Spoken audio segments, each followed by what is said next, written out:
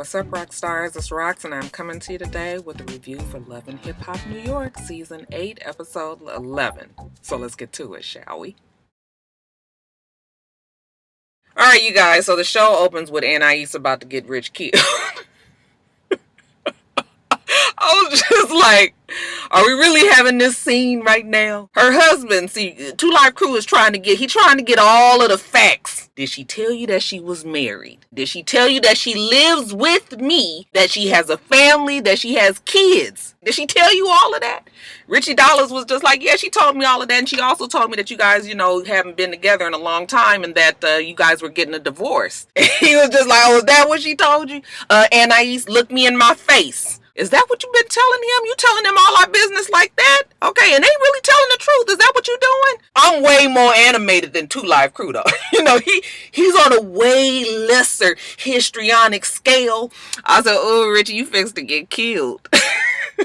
You better duck, nigga. Shit. So, Anais, she keep on trying to be like, well, she hemming and hawing. And Richie Dollars tries to jump in, and he was like, Two Live Crew was like, listen, don't talk to me unless you are talked to. I'm talking to my wife right now. Richie Dollars tried to jump wrong with her. I said, nigga, he was like, I'm trying to be respectful. You trying to be respectful, but you fucking his wife. Oh, okay. I said, oh, I'm here for this ass whooping, you guys. It's going to be fucking insulin needles and butterscotch candies all over the place. You know how diabetics always got to have their little candies, y'all. Stop it. Security had to come because Two Live Crew looked like he was about to fuck up Richie Dollars. And, Richie Dollars, he was sitting there looking, and all of a sudden he go to some chair or something. I said, boy, you ain't fixing to...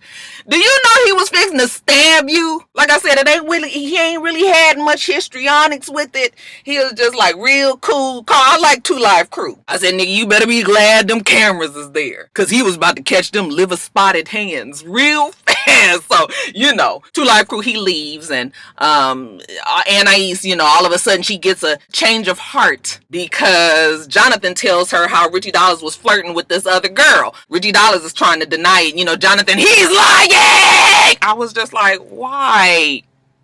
Why do you have to be this extra, Jonathan? I mean, can you just talk like normal? My Latina rock stars told me last night that that's how y'all do, okay? I mean, just really over the top. So, after Anais finally, gets through her thick skull, she goes chasing out after Two Live Crew, and he don't want to hear it, okay? Now she feel bad because she been sitting up here fucking around with Richie Dollars, no good, flirting with other bitches at her event ass. She crying because she knows she should have listened to Jonathan. I said, Mona, girl, you with the shits today, ain't you? We saw Anais on that old clip of Jerry Springer that's going around on Instagram. Honey, Anais been with the shits a long time. So now I don't even know if we can blame Mona, really. Y'all seen her on that episode? I said, child, what the fuck is going on with Anais? Okay, that girl has had aspirations of being on somebody's show for a long ass time. Okay, this ain't nothing new. Now, Richie Dollars, he got his ho-ho hat on, head of ho operations. He got to meet with the director of Baby Daddy's, Peter Guns, okay, just so he can kind of figure out what's going on. Okay, Navarro is there as well. And he tells Navarro that he was set up. Even though Navarro was trying to avoid them being in a relationship from the beginning, all of a sudden, Richie Dollars, he got the Jedi mind trick. He gonna put it on somebody else. I said, nigga, you was entirely too old for these tricks. Still, he get to telling them how, Two Live Crew was down there and, was about to get his ass beat. Tells him that Anais has been lying to him all this time, that she has told him that she's been trying to get a divorce for 5 years. It don't take 5 years to get a divorce. What do you mean you're trying to get a divorce?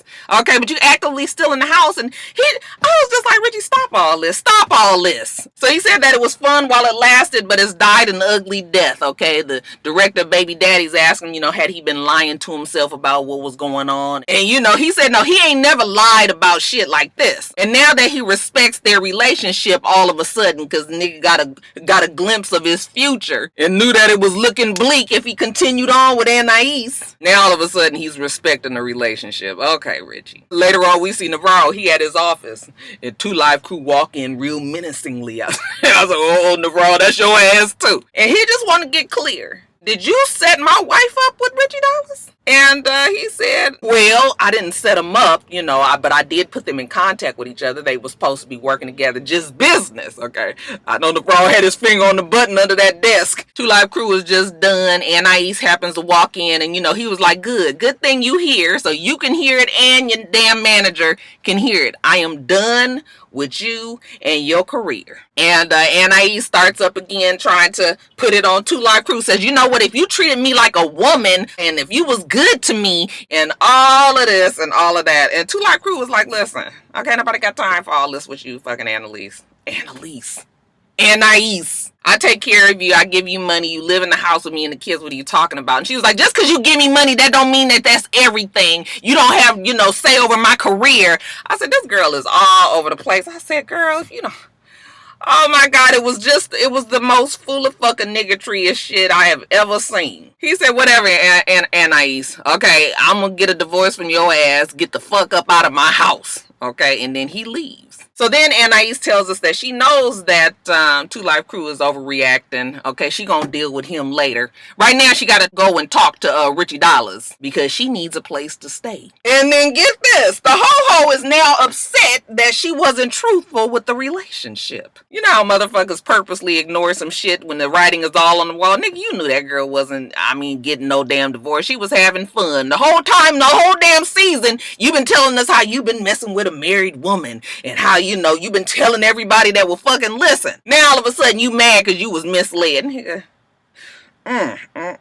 He tells us he never gave her the impression that he wanted to be hubby number 2 yet, and still just last week when she asked you, was you gonna have her back, you said you will, that you was going to take care of her. Now, I don't really understand where you misunderstood what the girl was asking you. Okay, you knew the child had kids. I would have had to really get some clarification on what exactly does that entail when you asked me to take care of you and have your back. So now she's upset with him and just like, I should have never got started with you and all of this. I was, girl, you just... So, of course, she said she leaving. And he was like, fine, get the fuck out. Oh, what a difference a day makes. Now, we see Jacquay and Bianca. They are having a good time hanging out bowling. Okay. He done with Sophia Body. He got to talk about her every fucking single week. I'm so glad that Bianca told him that she has somebody that she wants him to meet. What was her name? Kiara?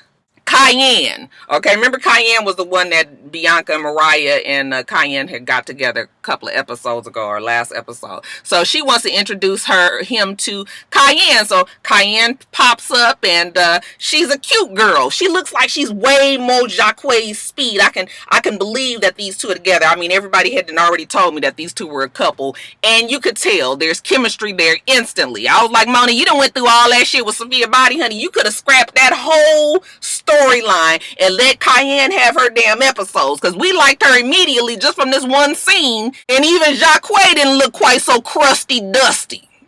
Shit. Cayenne come in, she a rapper. She from Queens, I think he from Harlem. She from Queens. And he was like, oh, so you a rapper? Let me hear you spit. Bitch, you ain't got to say nothing but a word, Cayenne. She ready. She was all like, fuck a drop, I spit from the gate. My goal will get it fucking your turn. You can wait. Rush shall come, but I'm not playing. These my stomping grounds, you the guest. And I'm staying niggas can't. But before I watch, I don't got one. But I might be dripping when I'm riding in that shotgun. I was just like, what's this new cadence of rapping shit? This don't even make fucking sense. I can't get the damn cadence. Cause y'all know, let me continue. Or I might be classy and just hit you with the Drake, and that's hog tie back to back. Pusher man, that's in the Draco. What? I know I ain't got the fucking right words, honey. I listened to that shit over and over, and I was just like, this is gonna have to do. Okay, but okay, Cayenne. Jacquay was like, oh, like, bitch got bars. I like her already. Now, later on, we see that he has taken Cayenne out. They went to the iFly place. And then afterwards, they have a real cute conversation. She has a kid, and she just don't want to jump into no shit real soon. Like, what's going on with you, Sophia Body? He said, That shit never really was true anyway. You ain't got to worry about Sophia Body. I'm all about you right now. She was like, okay, she bring him real close. And she said, let's just take our time. I'm real vulnerable right now. I'm feeling you. I like you. I need you to be sure that you know what you're doing. And that we're going to take this a day at a time. Jacques says that's exactly what he plans to do. Now, Safari, he tells us that, he gonna work with Mariah. He have a feeling that Mariah wants him in a different way. I was just like, that's Safari. No, he like these little groupies. And y'all had the nerve to tell me in the comments section that, Safari is, he just love and, he just want to find a good woman. That nigga don't want to find no good woman playing with these little ass girls. All of the women that we have seen Safari with since he's broken up with Nicki Minaj, they ain't been worth shit. Yeah, they, on the reality shows or whatever, but it's all the same big titty, big booty, little waist, plastic surgery type girls. Like, no. So, I'm not buying it. Child, whatever. Safari is meeting up with Snoop and Jacques, and he's telling them how him and Dream Doll are having problems. So he don't really know what's gonna happen there. Okay, while he talking to them, up walks Lil Mo's husband. What's his name? Carl. Carl comes up and, they just like, oh, Snoop is like, this is my homeboy, and they introduce him, whatever. Snoop want to know why Carl didn't make it to her sneaker event.